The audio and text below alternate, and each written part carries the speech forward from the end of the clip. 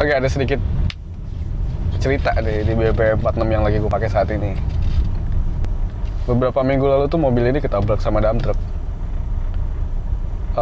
Alhamdulillahnya adalah bukan dalam kondisi yang kenceng.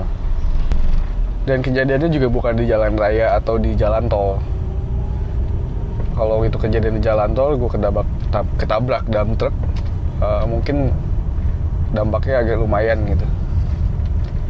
Kejadiannya di SPBU. Jadi waktu itu gue habis istirahat sholat maghrib. Dari tempat parkir masjid itu gue mau langsung isi bensin. Ada jarak lah beberapa puluh meter. Terus gue keluar tempat parkir sama juru parkir jadi diarahin.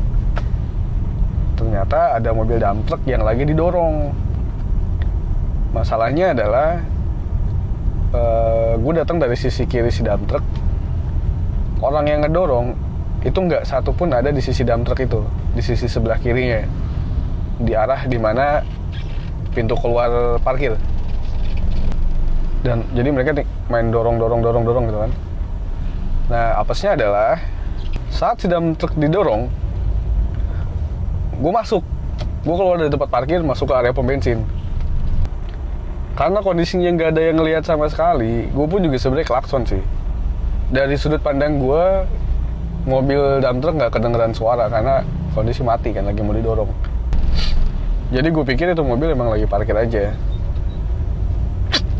Ternyata begitu gue mau masuk, gue ngeliat ada pergerakan di mobil itu kan, gue klakson lah beberapa kali, nggak kedengeran, kalah suaranya sama entah mereka emang lagi fokus banget ngedorong, teriak-teriak dan segala macamnya atau apa. Pokoknya pas gue tanya, bapak emang nggak denger suara klakson mobil saya? Gue bilang nggak kedengeran mas. Aduh mampus, gue bilang kagak kedengeran suara klakson gue. Nah ya ketabrak lah. Jadi moncong kanan si BMW 46 ini ketabrak sama moncong kiri si dump truck. Jadi kayak gini posisinya, ini dump truck, ini gue. Dari dalam kabin nih gue udah mikir kan, begitu ketabrak, buak, bunyi kenceng, aduh mampus, gue bilang kena deh, paling nggak bemper copot gitu kan. Pas gue turun, gue cek bempernya nggak copot, tapi fendernya dalam, agak ngelipet gitu kan. Itu sambil mikir gue, ini keseruduk dump truck gue bilang. Ini cuman robek juga enggak gitu. Jadi cuman kayak baret aja, cuman dalam gitu. Nah, dari situ kan gue nego sama orangnya lah segala macem, dan akhirnya ya udah gue lepas, dia mau tanggung jawabnya kayak gimana terserah. Sanggupnya berapa ya sesuai kesanggupan dia, gue nggak maksain. Dan gue menghargai dia yang nggak kabur gitu. Gue menghargai dia yang nggak lari dari tanggung jawab lah. Intinya nggak ngeles nggak apa, dia ngaku dia salah. Gitu kan. Jadi saat dia ngaku dia salah aja, gue sebenarnya udah nggak pengen nuntut apa-apa sih. Dan singkat cerita, gue mau perbaikin sendiri, nggak gue bawa ke bengkel nih. Karena kondisi sedang berat seperti ini, kita harus memilih cara yang lebih efisien.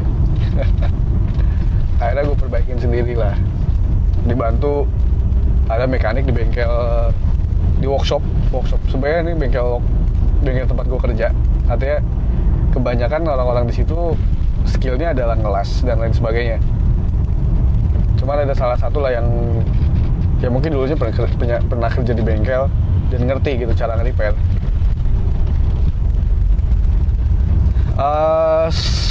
Sebelum datang ke workshop itu gue langsung searching di Tokopedia kan, cat BMW sesuai dengan kode yang ada di di kap mesin itu. Kalau di BMW di dalam kap mesin itu ada kode warnanya yang dipakai apa gitu. Dan kebetulan yang dipakai di mobil ini, kalau standar pabriknya adalah kode silver apa gitu, pokoknya ada kodenya lah, ntar gue kasih lihat.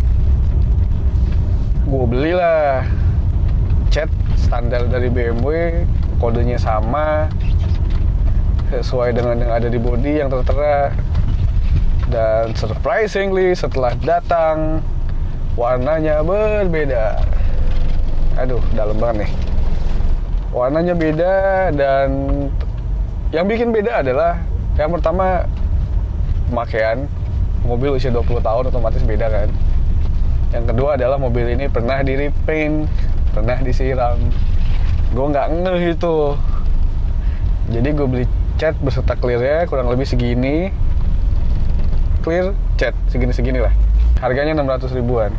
Nah, akhirnya kan gue ngaduk sendiri kan. Artinya beli di toko cat. Kalau nggak salah kemarin beloknya Belkot. Kalau nggak salah ya. Gue nggak fotoin ini sih. Nyari warna sesuai. Cuman 60 ribu. 1/4 kilo. 60 ribu. Sebelumnya gue beli 600 ribu. Nyesek nggak tuh? 60 ribu catnya doang sih, sama clearnya gue lupa kemarin berapa. Pokoknya total cat, clear, sama gue ngasih jasa ke mekanik yang bantu gue, itu total habis 500-an lah kalau nggak salah. Tetap lebih murah dibandingin harga catnya sendiri kalau yang original BMW.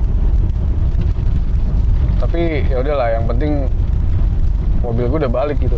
Gue mikirnya nggak sesakit hati saat ngelihat kondisi mobilnya ini masih apa ya, masih belum tertangani gitu loh, yang masih ada bekas lukanya itu nggak sesakit hati itulah. Nanti juga gue kasih lihat hasilnya kayak gimana. Dan itu gue ngerjainnya sangat tidak santai, artinya gini. Kan mobil ini dipakai tiap hari buat kerja ya.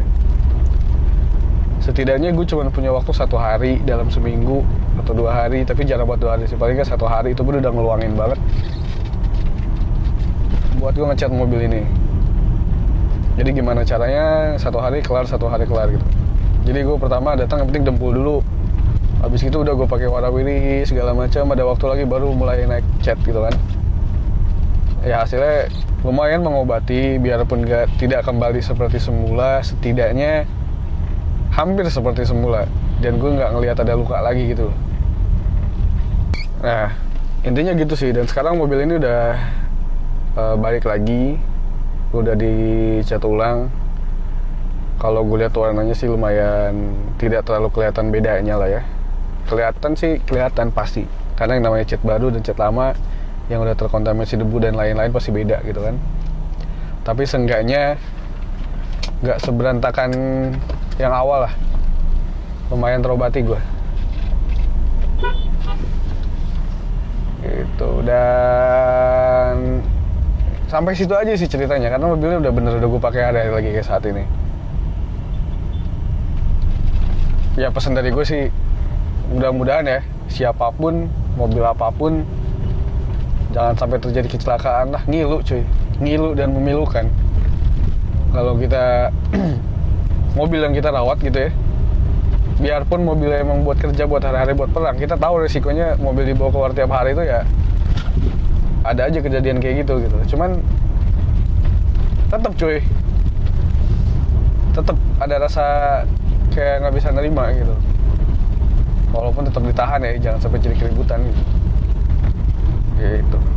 Oke, itu aja dari gue. Terima kasih buat yang udah nonton sampai akhir. Sampai jumpa di video berikutnya. Bye.